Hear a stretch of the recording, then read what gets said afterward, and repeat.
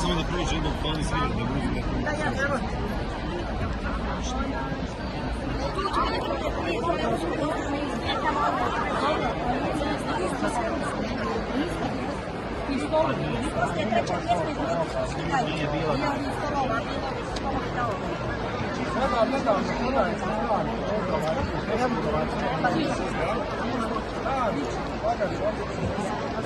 Thank you.